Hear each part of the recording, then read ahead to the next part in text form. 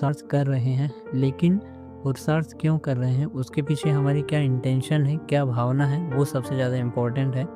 क्योंकि भावना का ही भाड़ा मिलता है, मतलब जैसी भावना होती है वैसा ही हमें फल प्राप्त होता है।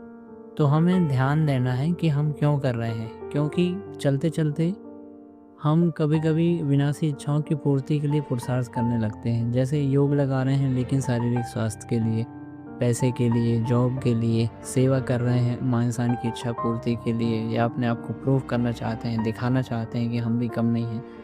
तो फिर उस सेवा की या पुरुषार्थ की प्रारब्ध हमें वो नहीं मिलनी है कि आप लास्ट में बाबा को बोलें, बाबा हमें विष बादशाही क्यों नहीं मिली? तो बाबा बोलेगा आपने उसके लिए पुरुषार्थ ही नहीं किया। तो क्या इन सब चीज़ों के लिए हमें योग नहीं लगाना है?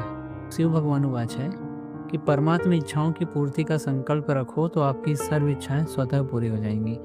और परमात्मा शिव बाबा इस धरती पर हमें देवी देवता बनाने और स्वर्ग की स्थापना करने आया है।